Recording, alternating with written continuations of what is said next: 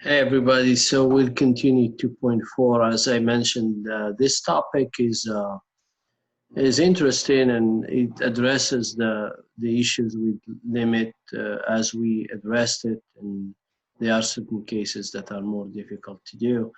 And for us, because this is more of interest of maybe math and some other major areas, but not everybody, almost the majority will not deal with it this way. So it's something that we talk about and address like two examples and move on. And often we don't test on it because this is something that needs to be really investigated and understood. So for the students to really understand this in a big deal and analyze it, they need, I would say, 2 weeks or a week of work. We're still going to understand what it means and work out two examples as introduction. And if somebody is in math major, they will, we have other examples to do. And I can also give more examples for them. But to serve the majority that won't need this type of examples, we will go ahead, address it, and understand what it means. Okay, so I'll go ahead and switch the screen. So, all right, so, the precise definition of a limit.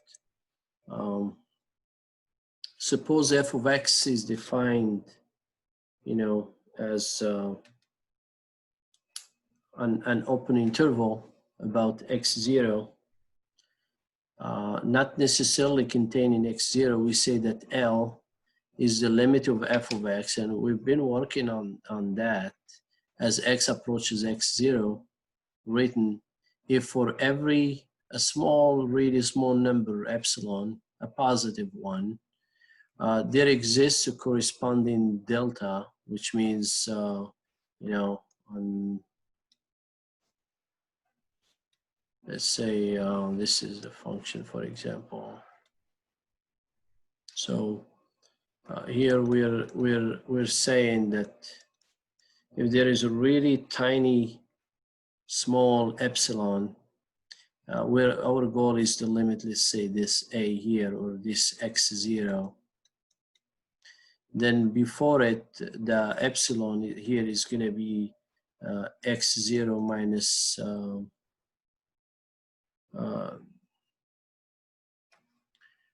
all right, so delta for, and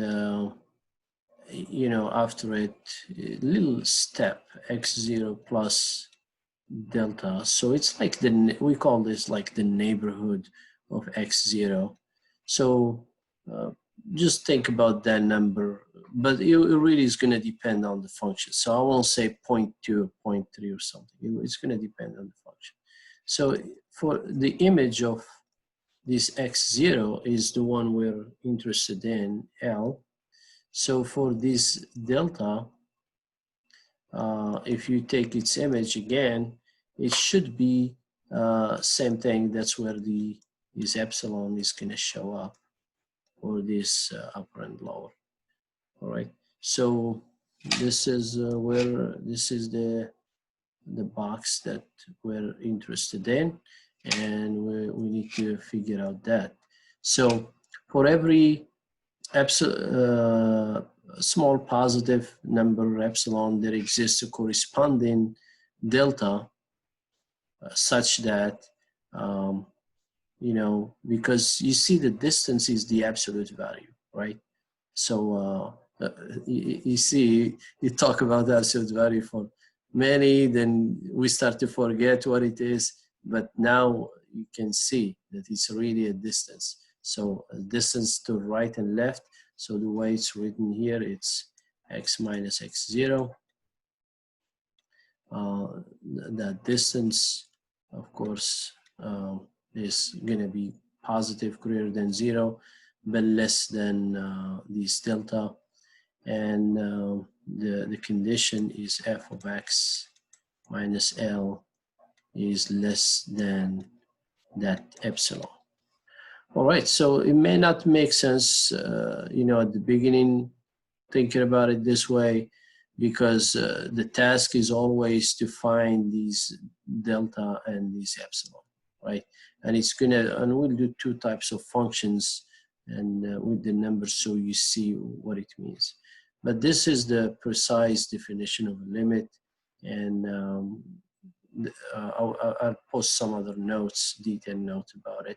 But let's show it here in this example. So let f of x, you know, and some open interval, and for every epsilon that is positive, there is a delta, which is a small thing, such that that distance is less than delta, and you know, and f of x minus L is really small. So epsilon, you can say, I won't say zero, but as close as possible to zero, to be small.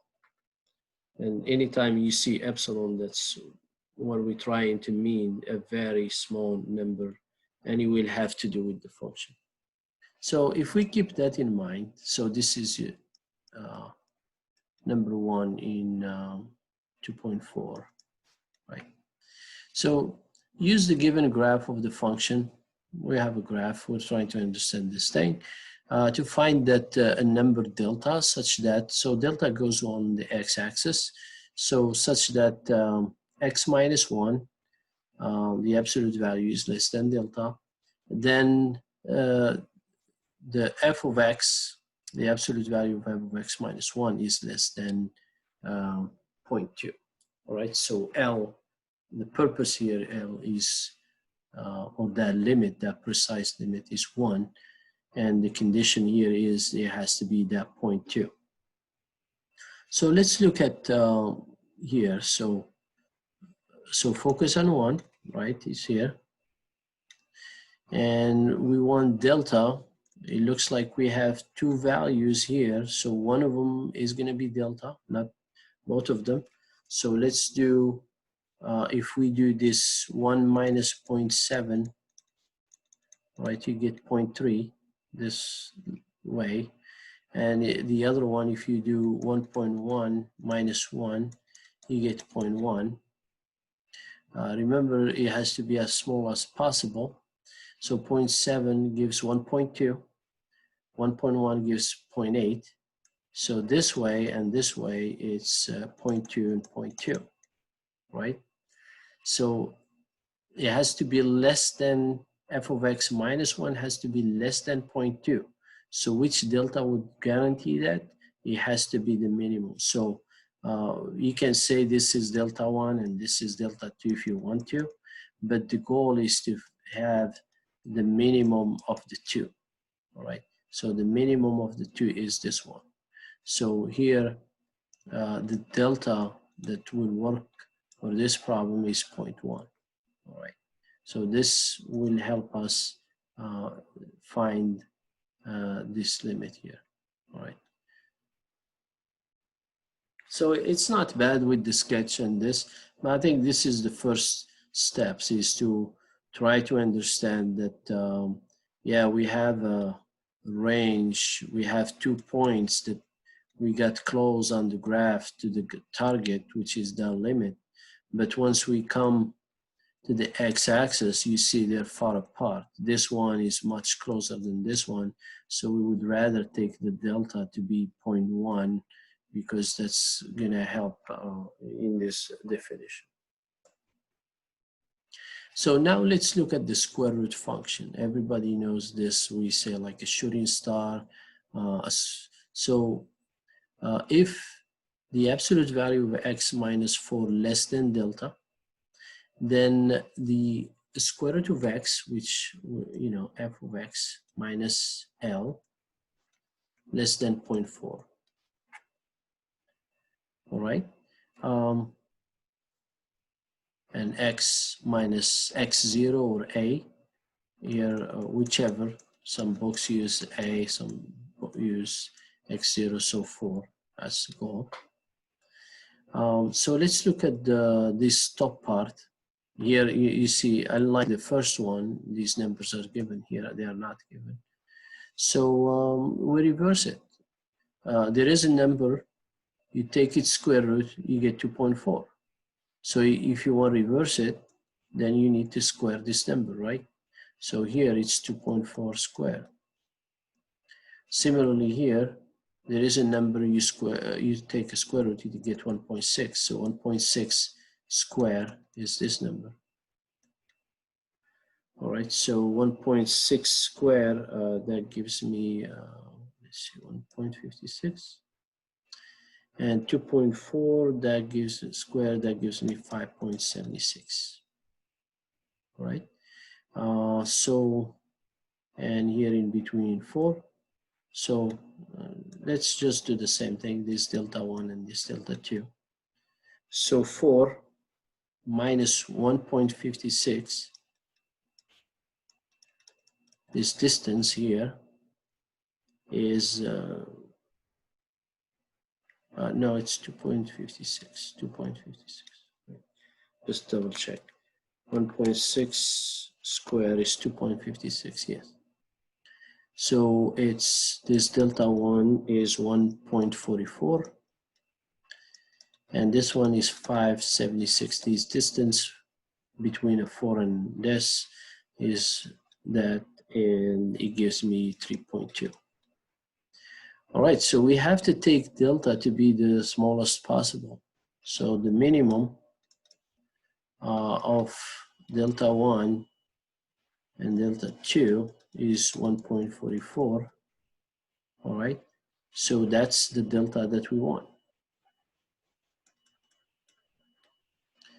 All right, so the absolute value of x minus 4 is less than 1.44, then that's gonna, you know, guarantee this definition of a square root of x minus 2 is less than 0.4.